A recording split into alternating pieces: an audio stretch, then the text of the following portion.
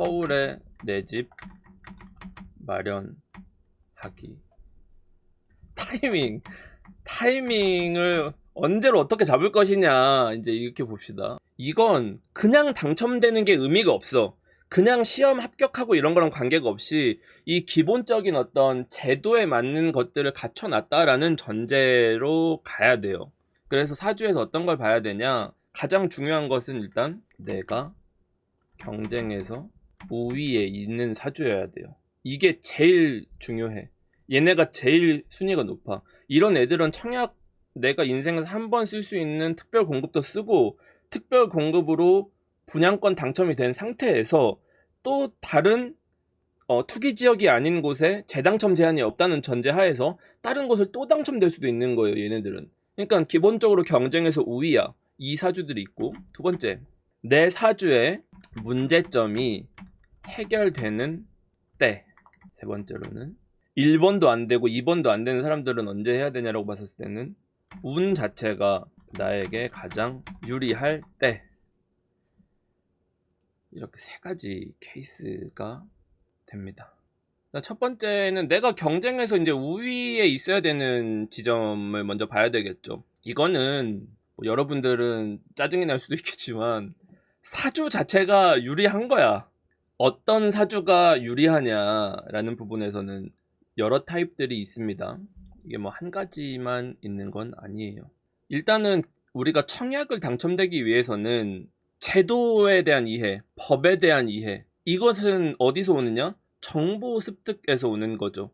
우리가 사주에서 정보라고 말하는 글자가 딱 한 가지가 있습니다. 그것은 뭘까? 사주에서 말하는 정보. 정보가 뭘까?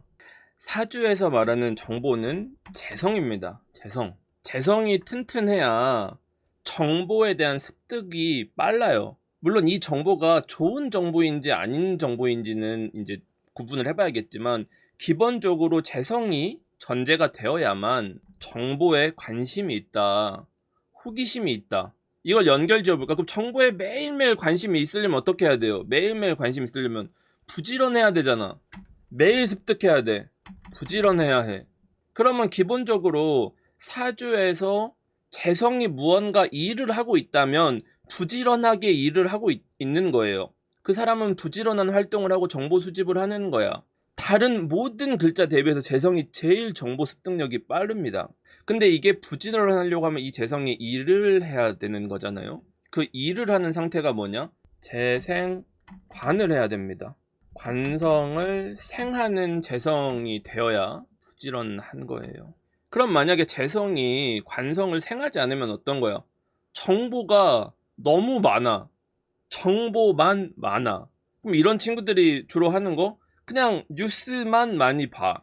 하지만 그게 직접적으로 나한테 남는 게 있지는 않은, 그 연결성이 좀 떨어지겠죠? 일단 이 상태가 되면 어떻게 되느냐? 제가 관성을 생해지면 관성이 커지잖아요. 그러면 관성이 커지었을 때에 내가 가질 수 있는 이익이 뭐예요? 재성을 보호할 수 있다. 왜? 관성은 비견과 겁재를 제거하잖아요. 비견과 겁재는 어떤 작용을 해요? 재성이라는 애를 상극하죠. 그러니까 내가 계속 부지런하려면 이 재성이 계속 관사를 생해서 이 비겁이 재성을 계속 건드리는, 이 옆에서 뭔가 이 재성이 정보를 수집할 수 없게 만든 이 비겁들을 다 제거를 해줘야 돼요. 그러면은 계속 정보를 생산하고 제도를 이해해서 이 관성을 생해서 나의 어떤 잠재적인 경쟁자가 될 수 있는 애들을 제거하게 됩니다. 이렇게 되면 기본적으로 경쟁에서 우위인 거예요. 그러면 사주에서 꼭 재생관살이 다 될 필요는 없어. 어떤 사람은 재성만 강할 수 있고 어떤 사람은 관성만 강할 수 있잖아요. 그러면은 내가 사주에서 이 부족한 부분을 채워줄 때, 재성이 활발하게 활동을 하고 있는데 관성이 부족했다면, 재생관운이 들어왔었을 때, 관성이 강한데 재성이 좀 부족했다면, 재성이 들어오는 시기에 이러한 경쟁자들이 제거가 되면서 나한테 양질의 정보, 나한테 좀 더 유리한 지점을 선점할 수 있게 만들어주는 상태가 됩니다. 이 상태가 됐을 때 하는 거예요. 근데 원국에 있는 재생관이랑 운에서 오는 재생관 차이가 뭐냐? 원국에서 안 되는 경우는 보통 추가 합격 같은 겁니다. 그래서 우리가 그 왜 청약 같은 거를 하면은 예비 번호를 부르잖아요. 그래서 뭐 재성이 강하던 관성이라도 강하면은 그래도 예비 순번이 앞번이야. 뭐 예비 6번, 5번, 4번 가능성이 높은 친구들이죠. 근데 막 둘 다 안 돼. 그러면 막 뭐 자기가 사주가 비겁만 강한데 막 쟁제만 계속하고 있다? 청약을 넣으면 막 예비 1170번 이러면 약간 피곤하죠. 그 다음번에는 이제 문제점이 해결될 때, 내 사주의 문제가 해결될 때를 말해요. 근데 사람들이 여러 가지 문제가 보통 있잖아요. 그리고 사주를 볼 때 한 가지 문제만 있지 않아. 굉장히 여러 가지 복합적인 문제들이 있어요. 어쨌든 뭐 여러분들이 보기 쉬워야 되니까 이거를 이제 크게는 계절로 봅시다. 예를 들어서 우리가 사주의 문제점이라고 말하는 것들을 보통 병에 걸렸다, 병에 걸린 사주라고 합니다. 그럼 병에 걸린 사주가 나쁜가? 사주는 병에 걸려야 돼요. 보세요. 예를 들어서 하이드가 영원히 살 수 있대. 영원히 병들지 않고 건강하게 하고 싶은 걸 하면 살 수 있대. 그러면 과연 유튜브 같은 걸 할 것이냐? 여러분들이랑 이 시간에 이런 수다를 할 것이냐? 이럴 수는 없다. 왜? 앞으로 내가 편하게 지낼 시간이 많은데 왜 굳이 이런 걸 하고 있음? 그러니까 굳이 할 필요가 없어요. 하지만 사주가 병에 걸려 있어야, 아, 나는 이제 얼마 남지 않았다. 이게 수명이 100년 정도밖에 남지 않았다. 세상 살아가면서 먹어볼 게 많다. 어제까지는 뭐 크리스피 크림 도넛을 맛별로 먹어봤으니 내일은 뭐 다른 도넛을 먹어봐야지라든지 이런 것들이 생기는 거 다 병에서 와. 자기가 부족한 부분이나 병에 걸린 부분이 있어야만 동기부여가 되고 뭔가 움직여집니다. 또 병이 전혀 나쁜 게 아님. 사주는 어느 정도 병에 걸려 있어야 사람이 노력도 하고 뭔가 성장하려는 의지를 보입니다. 그래서 병에 걸려야 된다. 그 병이 굉장히 여러 가지가 있습니다. 그래서 이제 알려드릴 병이 뭐냐. 기본적으로 자기 사주에서 수호천사의 역할을 하는 글자가 병을 치료해 줄 때, 수호천사의 역할을 하는 글자가 병을 치료해 줄 때, 이럴 때 내가 나 이제 이 넓은 서울 땅 안에 내가 누워있을 곳이 하나도 없는데 너무 병이잖아요. 알턴 이처럼 막 집에 가야 되는데 막 산골짜기 막 올라가야 돼서 막 좁은 길 막 올라가고 막 무슨 전봇대 막 쓰러져 있고 막 이런 상태, 집 들어가는데 막 천장에서 물이 새고, 이거 병이잖아. 미쳐버릴 것 같잖아요. 막 스트레스 받잖아. 이걸 이제 해결을 해야 됩니다.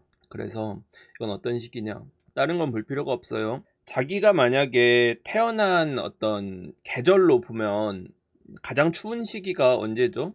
겨울에서 초봄 정도가 가장 추운 시기죠. 아직은 아침에 반바지 반팔 입기는 좀 어려운 시기에 태어난 사람들, 자월, 축월, 인월, 묘월 정도까지. 이런 사주들이, 사주가 추우면 어떻게 돼? 안 그래도 밖이 얼어 죽겠는데 너무 추워. 그럼 막 뼛속까지 시리다고 하잖아요. 집에 들어갔는데 한파가 한파가 와서 막 입김이 나오면 어떻게 살아? 유튜브 방송 할 수가 있어? 할 수가 없지. 그래서 사주를 좀 진단을 해봐야겠지만, 한겨울에 태어난 사주들, 그다음에 좀 초봄에 태어났는데 금생수의 기운이 지나치다라고 하면은 이 사주는 병이 들어있는 거예요. 어떤 병? 추운 한파를 맞이한 사주다. 이런 사주들은 확실한 병에 걸렸고, 나는 이 추운 방구석에 있고 싶지가 않다. 내가 원래 살던 곳은 너무 춥다.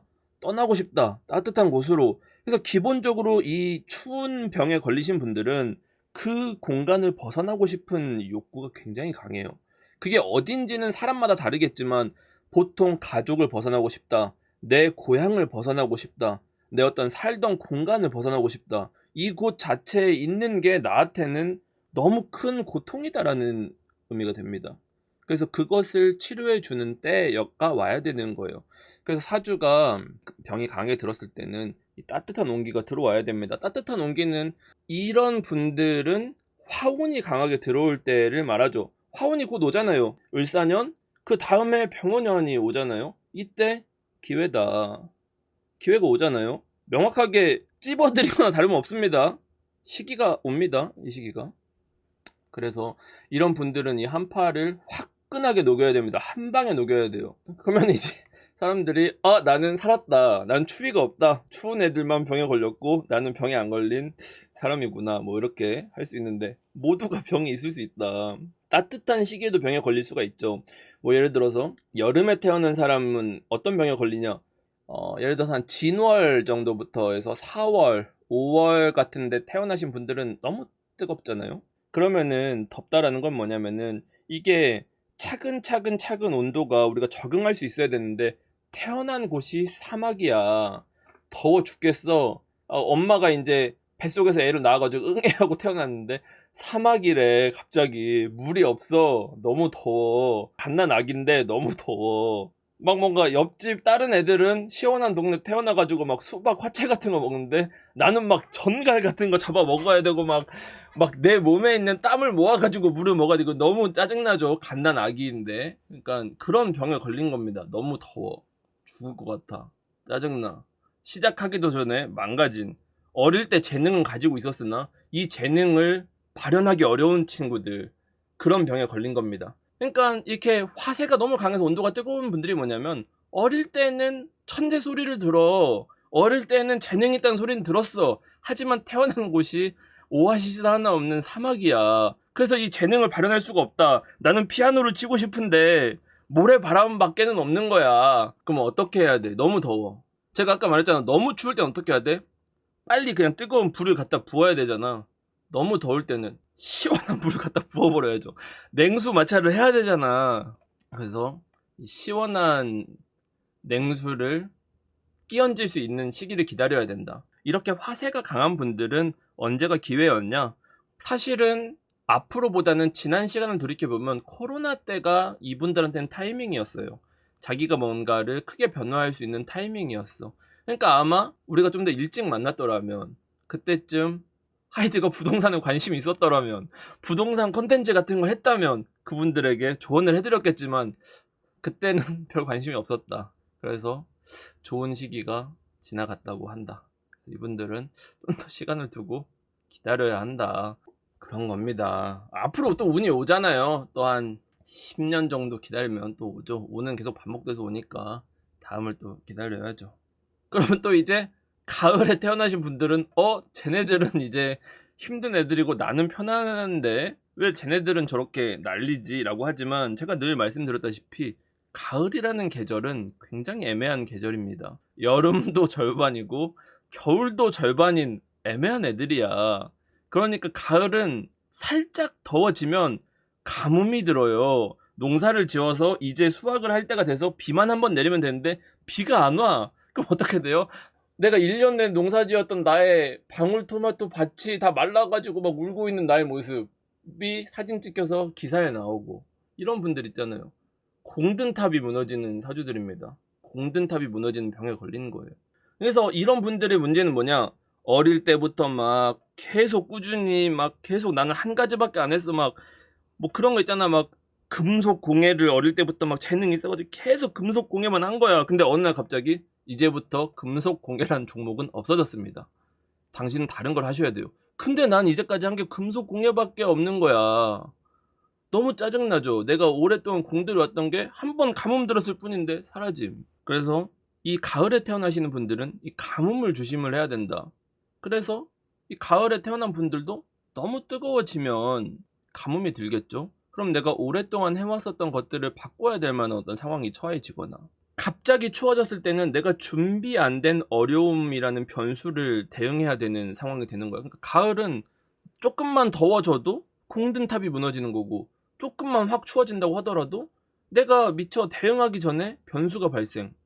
이 두 가지 문제가 있습니다. 그래서 이거를 가장 해소하기 어려운 친구들이 사실은 어떻게 보면 가을이에요. 이게 너무 뜨거운 건지 너무 추워진 건지가 어렵잖아요. 그래서 이 온도 변화에 따라 고저가 바뀌기가 너무 쉬워요. 그래서 이제 가을에 너무 더워져서 가뭄이 드신 분들은 농사가 망치기 전에 미리미리 수온에 빨리빨리 발빠르게 움직여줘야 되니까 어떻게 보면 사막보다 더 항상 이 촉을 세워놓고 움직여야 되는 부분이 있어요.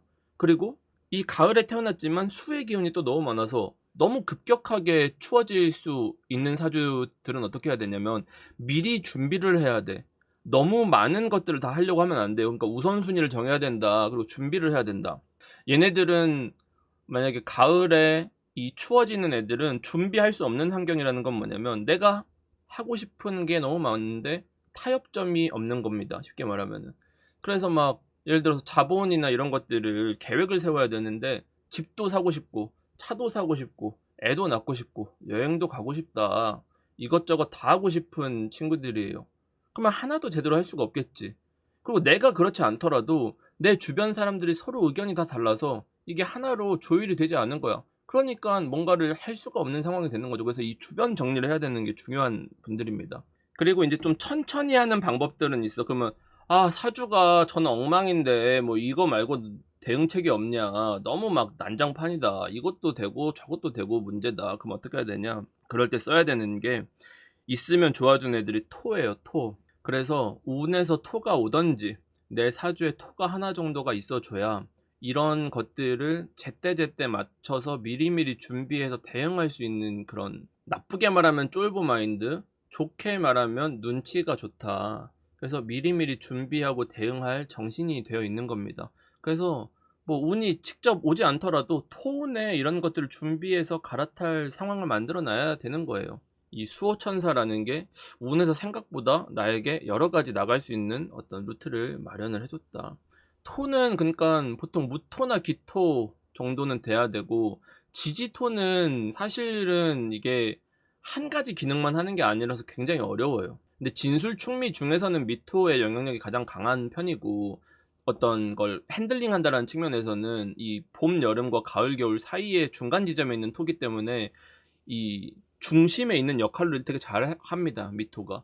근데 축토나 진토나 술토 같은 경우는 이 치우쳐져 있는 애들이라서 이 중간 지점에 조율하는 역할보다는 더 가중시키는 걸 많이 해요. 운에서 나에게 가장 유리할 때가 언제냐. 그냥 예를 들어서 정보. 자, 서울은 25년은 26년까지 공급이 많고 27년부터는 공급이 없어요. 일단 아파트 공급이 없습니다. 여러분들이 가고 싶은 아파트가 공급이 없어. 근데 운이 만약에 난 27년 뒤에 온대. 그럼 뭐 어떡해? 내 운은 왔지만 나라에서 공급을 안 한대요. 그러면 뭐 방법이 없잖아. 현재 버전이 그렇다는 겁니다. 뭐 정부가 정책을 마련해 주겠지만 도시 단위 계획이라는 게 굉장히 시간이 오래 걸리기 때문에 이렇게 지금 뭔가 계획되지 않았다는 건 나올 일은 없다. 거의 안 나올 거예요. 그러니까 뭐가 애매하게 지금 이거 어떻게 해야 돼? 그 나머지 25년이나 뭐 이런 때 그나마 공급을 좀 많이 해주는 곳 안에서 유리한 시기를 찾아야 되잖아. 이 둘 다 안 돼. 1, 2번이 베스트인데 이것도 안 된다고 하면 3번이라도 해야지. 안 할 순 없잖아. 그러니까 운이 왔는데 저렇게 뭔가 좋은 기회가 왔는데 안 넣을 순 없잖아. 운이 그냥 나한테 유리한 어떤 시기가 어느 때든 만들어서라도 넣어야지. 뭐 포기하고 계속 내가 무주택으로 살 수는 없잖아요. 어떻게 해야 돼? 운이 나한테 가장 유리할 때를 찾아야 된다. 이건 언제냐면 년운과 상관없이 내가 태어난 월을 중심으로 내 월이 생되는 시기 또는 내 월이 생할 수 있는 시기가 해당하는 연에서 월로 왔을 때, 이때가 그 해 중에서는 이런 청약 당첨이라는 관점에서는 그나마 나한테 가장 유리한 때예요. 이게 물론 상위 단계가 돼야 좀 더 가능성은 높지만 가능성이 낮다고 해서 포기할 순 없잖아. 지푸라기라도 잡아야 되니까. 그러면은 불리한 지점 안에서 그 중에서 나한테 유리한 시기를 찾아야 될 거잖아. 포기할 순 없으니까. 그래서 그럴 때 측면입니다. 이거는. 이때는 그나마 내가 넣어볼 만하다. 근데 이게 어려운 사주들이 있어요. 월은 생했지만 어떤 대세는 다른 케이스들 있잖아. 예를 들자면은 우리 스텝 중에 가을에 태어난 친구가 있는데 가을은 금의 기운이 강한 시기잖아요. 근데 쟤는 목의 기운이 강해. 그러면 뭐야, 금이 강하다는 거야, 목이 강하다는 거야. 근데 금이 너무 약한데 애매하잖아요. 그래서 이 약한 금을 좀 강하게 해줘봤자 뭐 애매하잖아. 그래서 이럴 때는 자기 거를 보고 내 사주에서 가장 강한 것이 더 강해지는 것을 유리하다고 보시면 돼요. 내 사주에서 컨셉상 가장 강한 글자가 분명한 거. 그러니까 결국은, 왜냐하면 이게 청약 당첨이라는 건 경쟁이잖아요. 그러면은 결국은 내가 특정한 게 명확해야 그 중에서 대장이라는 거야. 그럼 목이 강한 애들끼리 그 중에서 목이 가장 특출나야 거기서 대표성을 갖는 거예요.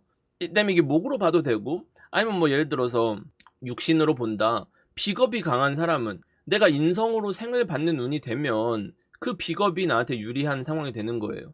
만약에 인성이 강한 사람이야. 그러면 관인 상생이 잘 되어서 이 인성이 강해지는 시기가 온다든지, 아니면 뭐 관이 강한 사람이라면 아까 말했듯이 재생관이 되거나, 그렇다고 하면은 내가 그 글자들 중에서는 비교적 대표성을 갖게 됩니다. 내 해당하는 사주에서 컨셉이 분명해지는 달. 그래서 여러분들이 뭐 1번도 안 되고 2번도 안 된다고 하면은 3번 정도 전략을 사용하면 된다. 그럼 가능성이 그나마 있다.